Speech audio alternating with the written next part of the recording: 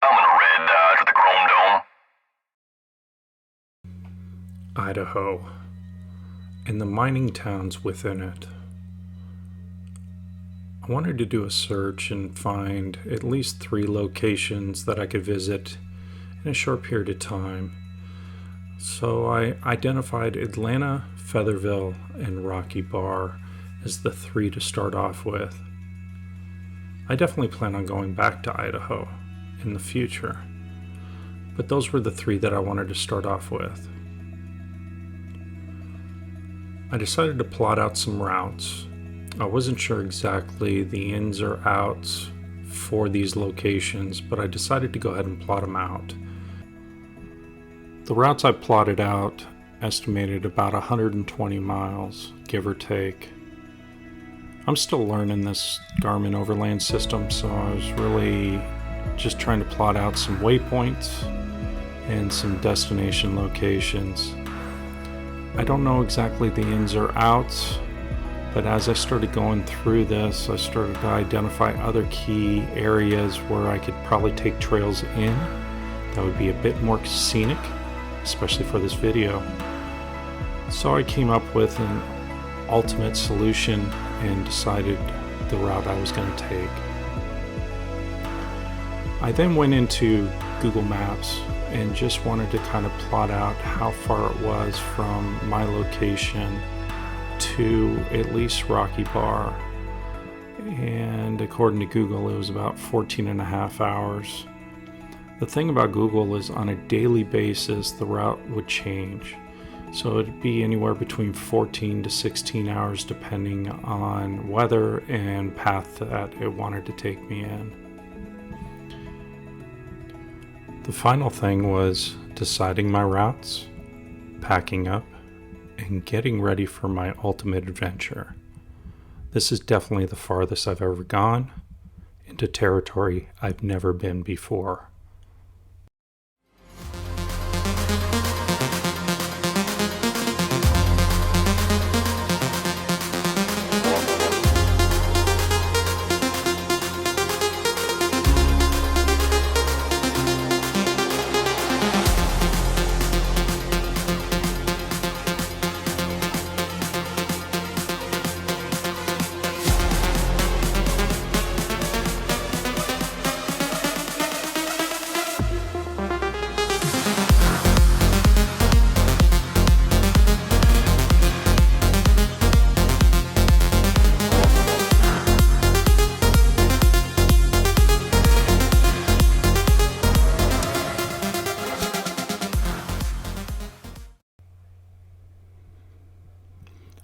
On the drive to Idaho, I decided to kind of break it up into a 1.5 day adventure.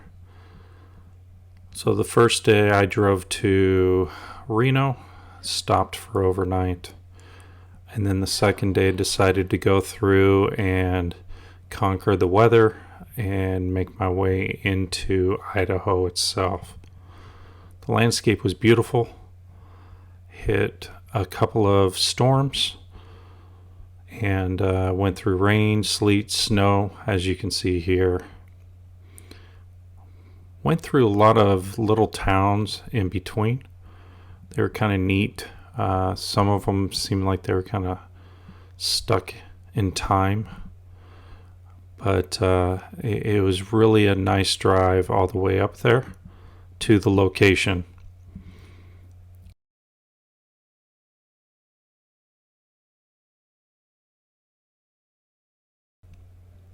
At this stage of the drive, I was getting antsy. I still had about 150 miles or so before getting into the Idaho area. Clouds were still present, but the bad weather seemed to have moved on. Now I was pretty much in open range territory, and I couldn't be happier when I saw this sign saying "Welcome to Idaho." I knew it was only a matter of time before I was actually going to be at the trailhead and starting my wonderful overland adventure into the backwoods in the Sawtooth Mountains.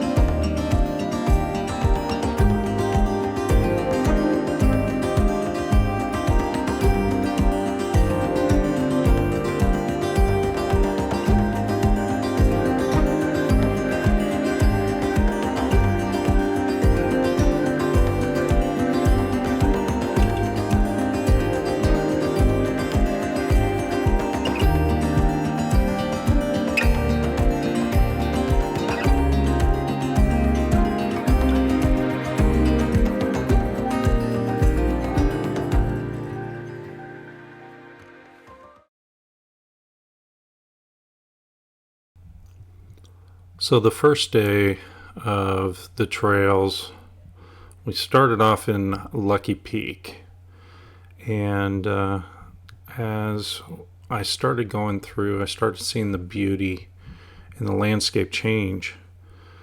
But one thing I didn't realize is I forgot to turn on my cameras for the beginning phase of this trail. So, unfortunately, all I have are pictures of the Lucky Peak Lake itself, but they are beautiful.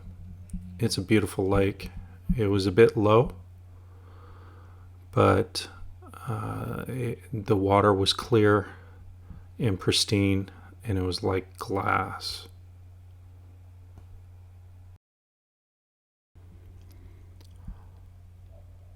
The Boise River snakes throughout this entire area, and we pretty much follow it all the way up. It's a beautiful view. It's nice to see a change of scenery other than just flat plains and cows. The hillsides are starting to fill up more and more with trees. It's just a beautiful area.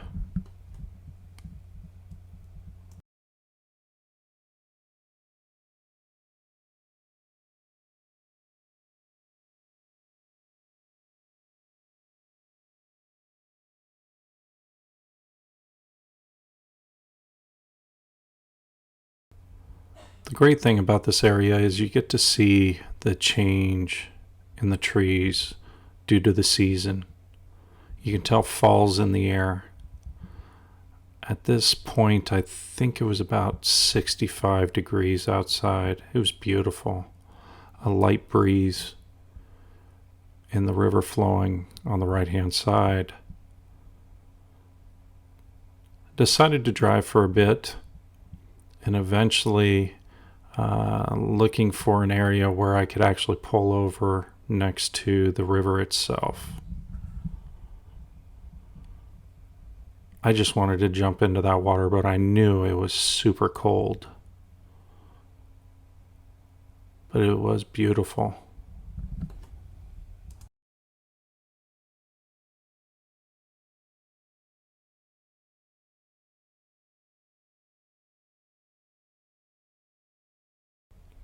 I finally found a point where I could actually turn around and go down to the river's edge.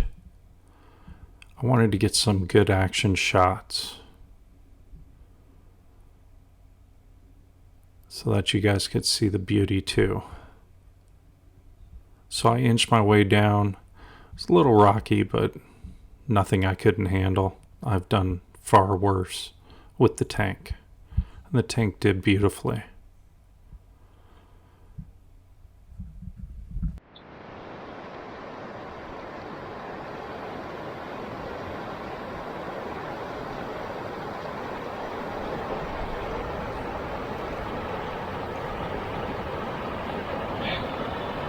This reminded me of the movie A River Runs Through It. It's just so peaceful. I could see why they would want to fly fish here.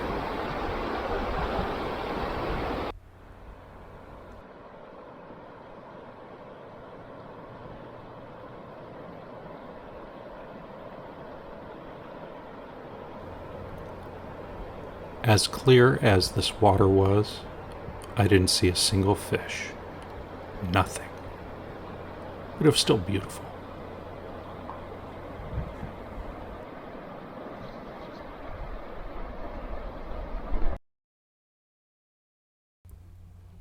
I really wanted to stay at that river point with a nice pool, but I knew I had to move on if I was going to make camp before dark. So Garmin told me coming up in about a mile and a half was a town called Twin Springs, and that was my next destination.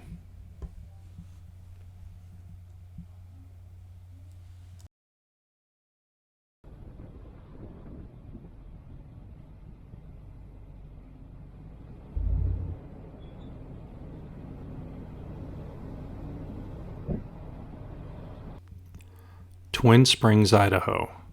Established in 1898, this town was a booming town for mining and logging.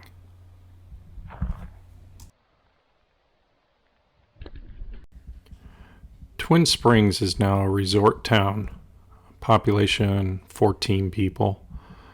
They have several cabins that you can rent out that have hot tubs inside, and the hot water is produced by natural springs within the area, hot springs. And then it also has a local sauna as well. Great little town, definitely coming back. With Twin Springs behind me, decided to continue forward, trying to get to the campgrounds in Atlanta.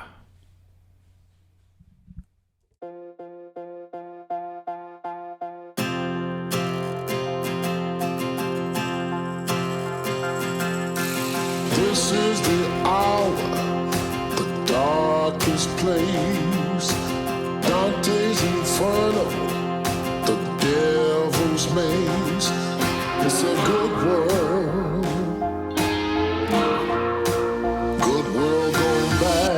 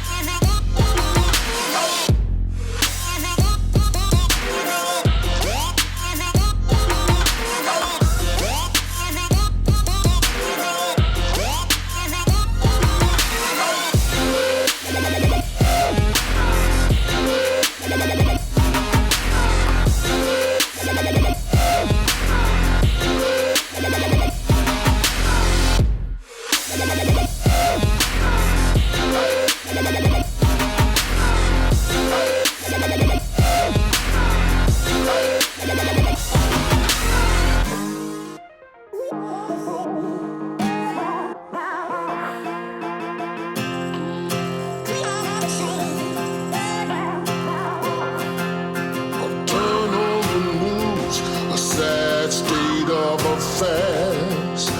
Half the people die while the rest of us are splitting hairs. It's a good world gone bad.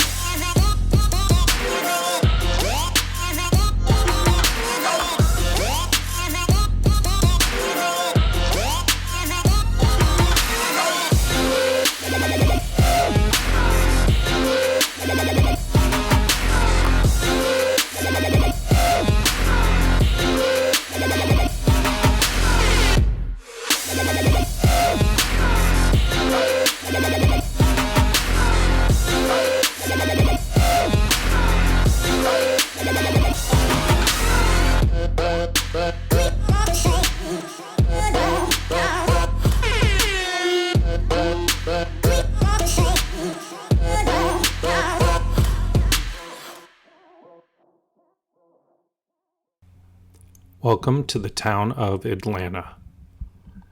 With production estimated at over $16 million, Atlanta was one of the more productive mining areas in Idaho.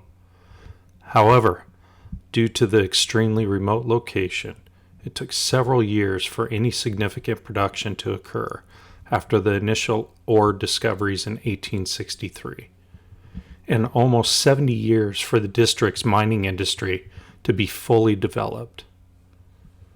John Stanley and party made the initial Atlanta discoveries in the summer of 1863, but kept the locations a secret. By August of that same year, many miners set out from the Boise Basin in search of Stanley's treasure, but most returned empty-handed. In November of 1864, a significant ore discovery was made that would become known as the Atlanta Lode. The discovery would result in Atlanta being transformed from a minor mining area to a lode mining district with great potential. However, the area was remote and development of the new mines would prove to be exceedingly difficult.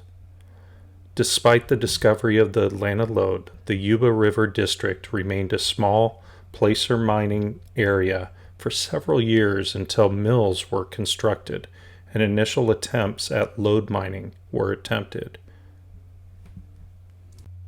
The Atlanta Library. What a cool facility this was. Wasn't able to go inside it, nor was I able to dig up any history on it, but it did look like it was probably used at one time as a school, maybe even a church. The local residents have really maintained it, and it just fits with this town. It has a basketball court, and off in the distance, it has a slide.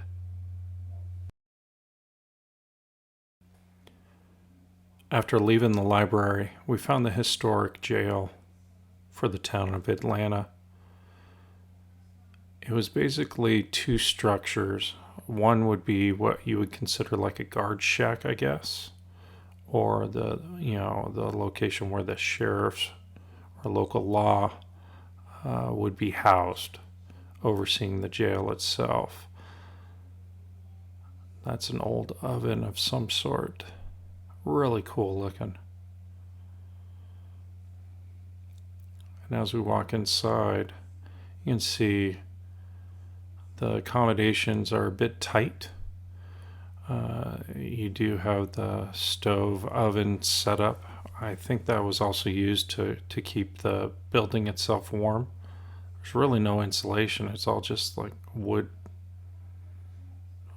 logs. There's gaps in it, but kind of tight quarters. Probably occupied one, maybe two people. Little bed. Some books, probably to keep them busy. They didn't have TV back then. Some old boots.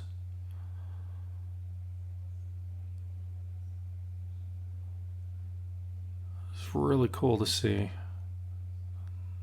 I guess you would consider that like their coffee table. They had a deck of cards there. Some old stationery, some old like telegram stuff. I didn't want to touch it, but it was really cool. This was published back in 1864. It's an old newspaper, but it's stuck in time. This second building here is the actual jail itself, and it sits over a creek. And they had old detailed pictures, and it's from all around Atlanta back in the day. It was really cool to see these pictures. Old families. A lot of the structures that have burned down are posted here. Burned or fallen down. Legacy of bygone days. So they had all these old news clippings all around there, old pictures, historic plaque, which kind of gives you a background of the town of Atlanta itself. When it started, got established, so on and so forth. It's really cool. That's overlooking the entire town of Atlanta. Some other mills, the town itself, some old skis,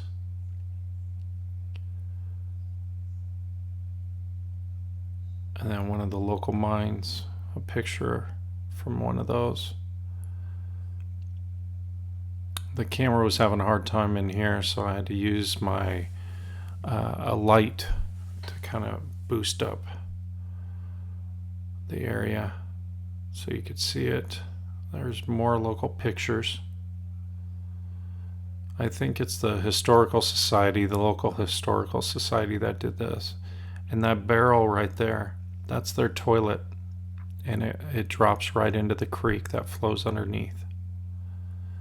But if you notice, there's no heating whatsoever. So in the wintertime, I bet this place was brutal. Super cold. That was a hotel that they used to have.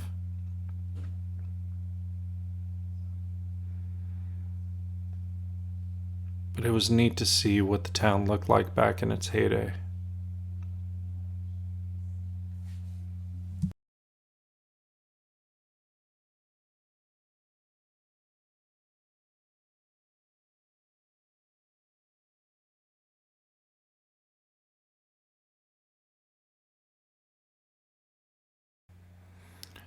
And off to the side, there's the creek, and you can see the bars on the windows, so they couldn't escape out.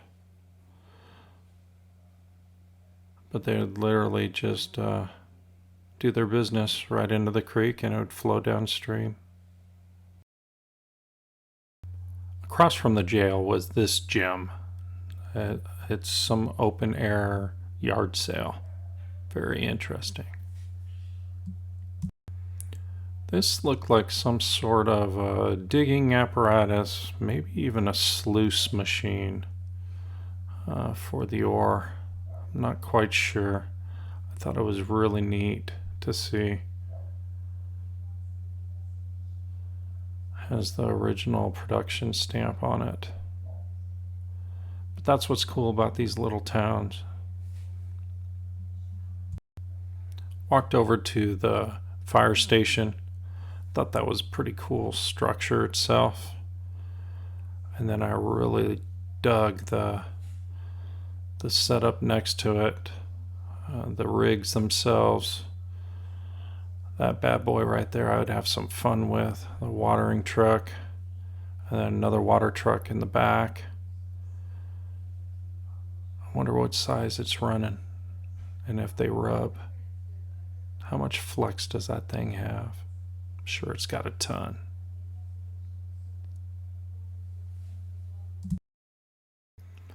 After spending some time in the town, decided to head to the campgrounds. Only had a couple hours of light left and really wanted to get the tent set up and get some food going, get a nice campfire going, prepare for the next day's adventure. It's really a beautiful setup out here. You have the Sawtooth mountain ranges all around you. And not too many people.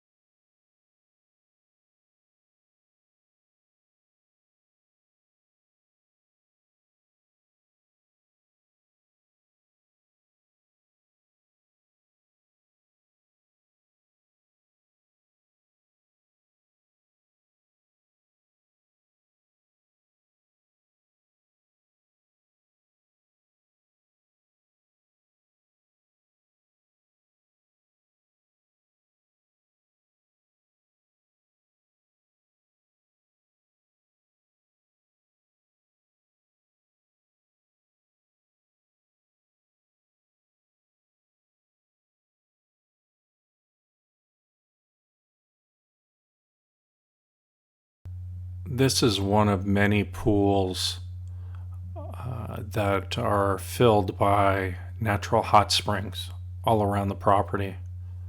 There's lots of geothermic activity in hot springs all around. Definitely going to try to find a smaller location and probably take a dip. Sounds great. There are people around, and that's mostly due to the fact that it's deer season at this time.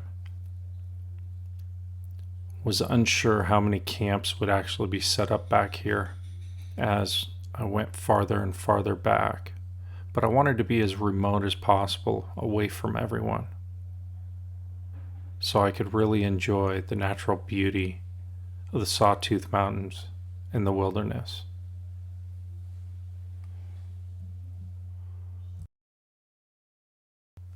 That night we decided to have some drinks at the local watering hole, and I decided to check out my new lights that I installed.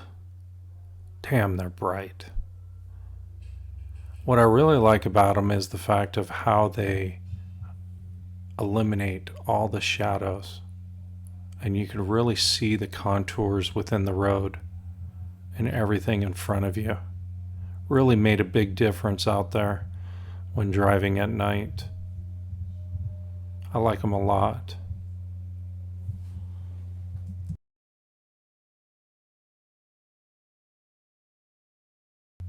It really turned out to be a great day of adventure. Really loving Idaho more and more as I get deeper into the backwoods. So I'm closing out day one with this beautiful fire. See you in the morning.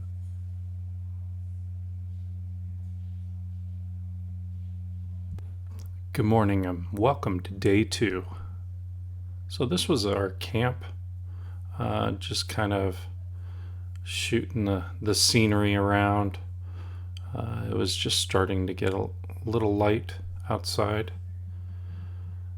but really cool area. I really liked it a lot, and I think it would be better for you guys to kind of see it from a top level view. Yeah, a drone shot would be excellent.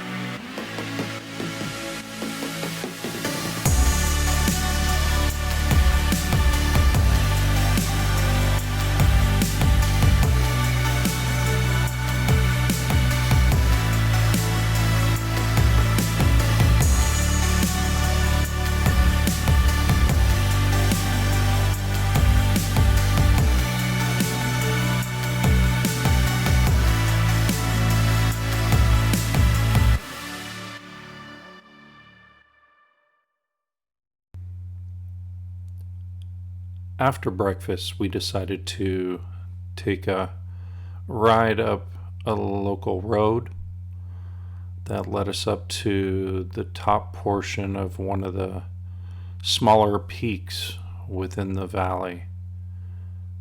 This peak overlooked all of the Atlanta town and also gave us a better shot at seeing the Sawtooth mountain range.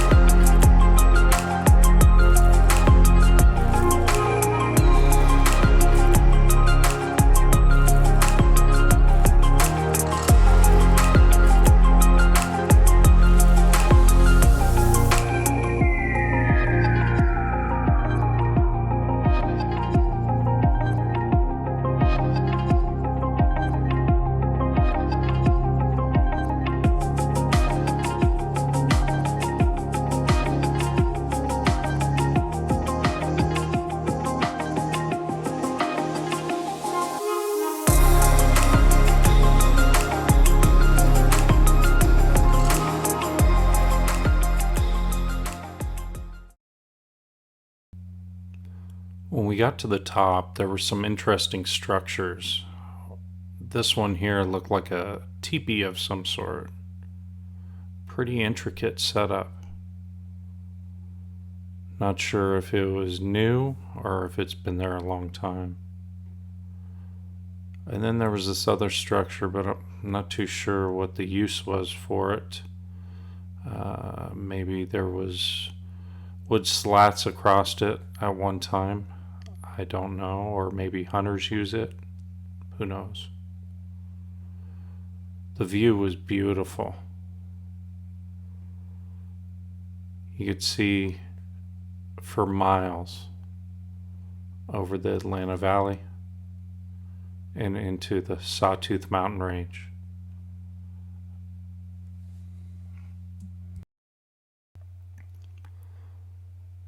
We started heading back, and as we noticed that the weather was moving in. It was getting colder. The mountains were starting to get some more snow dumped on them, but it was still beautiful. The air was crisp and clean. It was quite refreshing. The outside temperature was probably about 45 degrees. And we could feel little sprinkles on her face.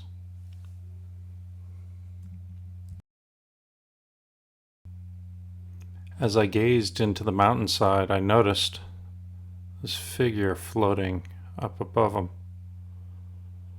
It was a hawk. I couldn't take my eyes off of him. So I figured I would go ahead and film them for a little while anyway. So peaceful. I wish I could fly.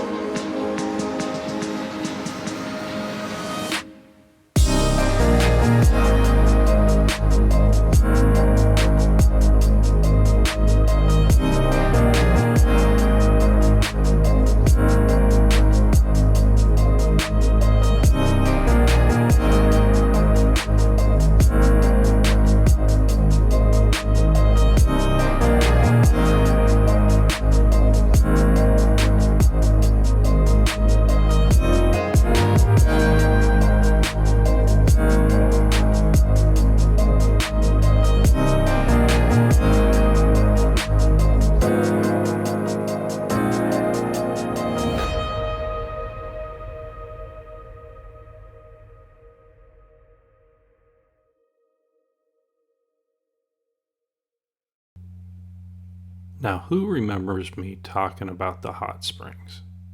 Yeah, I decided to go ahead and try it out. Now, there's an interesting thing about this with the hot springs themselves. As I'm getting comfy, you have a cold water spigot, and then you also have the hot water coming out of that spigot there. And you just adjust the temperature.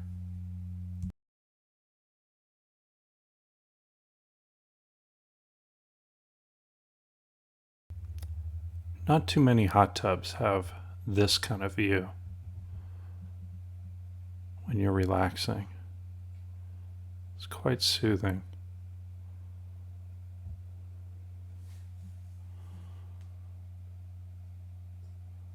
Yeah, I'm enjoying myself.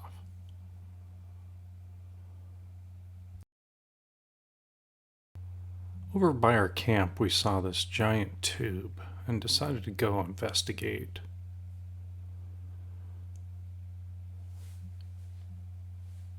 It looks like it went to an old mill. Shaft was pretty long. I'd say probably a good 50, 60 feet. And probably fed into some sort of a mill at one time for crushing ore. The structure itself is pretty well damaged. There's not much left of it. This was probably the big ore crushing machine that sat on top of this portion here. ore came down that tube. And then what I'm thinking this is a housing for some sort of either a motor, transmission, something that helped in the grinding process. Really cool though.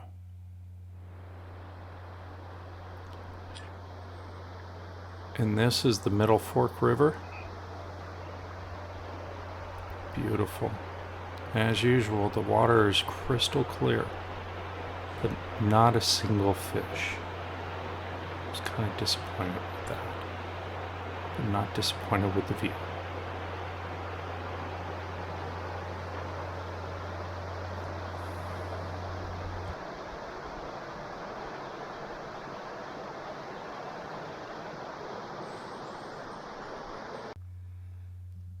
The next day, we made our way towards Rocky Bar. Previous night, we were talking with some of the locals, and we were told the story about a woman by the name of Annie McIntyre Moreau, aka Peg Leg Annie. Now, Peg Leg Annie was a local entrepreneur. She owned some mines within the territories of Atlanta and also Rocky Bar. She also owned several brothels in both towns, and she was also a lady of the night herself. Now, the two would travel between the two towns depending on the pay cycles. Whatever miners were getting paid in which town, that's usually where the two would end up residing for the next few days. And they'd bounce back and forth. So the story goes that in one night, the women were walking on foot from Atlanta, walking back to Rocky Bar. They were caught in a terrible late snowstorm in the James Creek Summit area. The blizzard raged on for 2 days. The women walked together on crusted snow, but at a crawl. After they failed to show up in Rocky Bar when expected, a search party was formed. Annie was found crawling through snow on her hands and knees, incoherent. Dutch M was found dead, covered by Annie's underclothes. Annie's feet were frostbitten and had to be amputated above the ankles, garnering her the nickname Peg Leg Annie. Here's the memorial dedication at the summit. Explains what took place.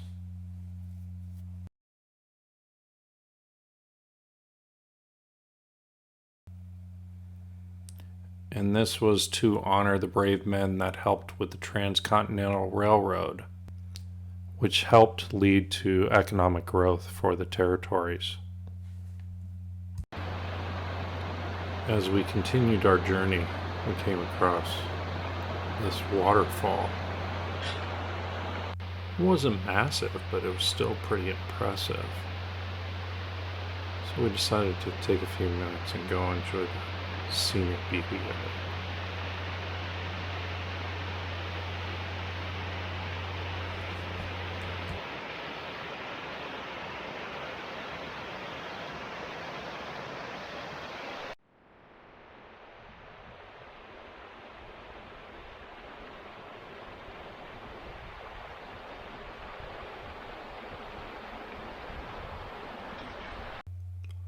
Welcome to Rocky Bar. At its peak, it had over 2,500 people living here.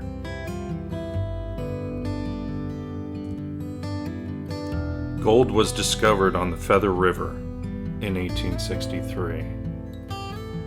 That's what really shot Rocky Bar through the roof as a major settlement point.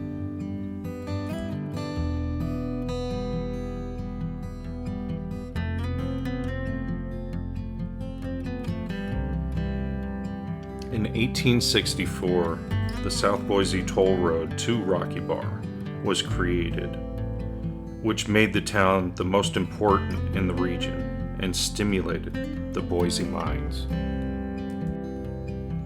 Back in the 1860s, it was extremely difficult to move heavy equipment into remote regions. Because of this, some of the freight costs were extremely expensive. Waddingham arranged to bring an 80 horsepower 40 stamp mill at a cost of $100,000 or more. Freight costs went into the millions to move equipment into this area and territory. In 1892, Rocky Bar sustained its biggest devastation ever. The month of September, a fire ravaged through the town, destroying most of it. Rocky Bar was rebuilt, but with mining not as rich as in previous decades, the town never regained its boom. Today, Rocky Bar has a few remaining structures, and a handful of residents are working to preserve what is left of the town. It's quite interesting, but you can tell that they're really putting a lot of effort into the overall process to make the town like it was once before.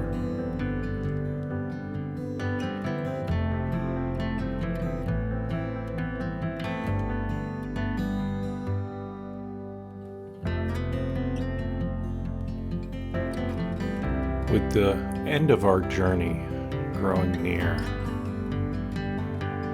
I tried to reflect back on everything that I saw, all the beautiful locations I went to, all the wonderful people I met, and I really want to come back to Idaho and explore some more areas.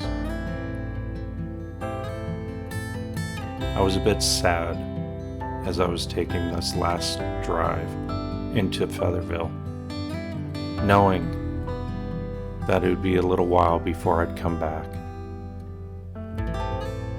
But I do have a ton of memories, and I'm very grateful for the experience. I do also want to take this moment to thank my friend, Rob, who was basically my tour guide through this entire process. He too has a power wagon, but at the time he had to ride with me while his wagon was being worked on. But it was still a great journey, a great experience. And now we're driving into Featherville.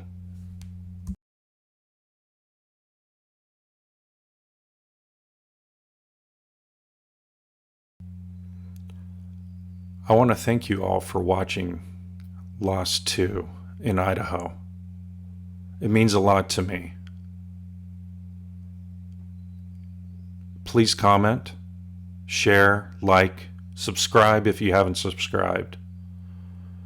But the main thing is, if you know of beautiful territory that you'd like Junkie to go to next, feel free to comment. Send me a message. I'll definitely check it out. Idaho was a great experience, and I look for other great experiences as I move forward. I really enjoy these overland trips, and I enjoy sharing my experiences with you all. Thank you. And please stay tuned for all the pictures.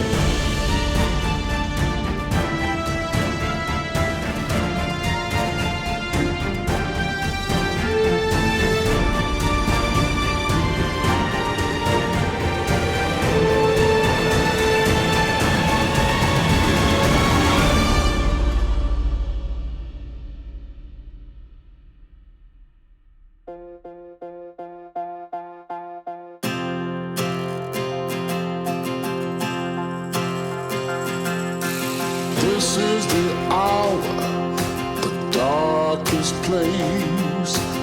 Dante's Inferno, the devil's maze. It's a good world.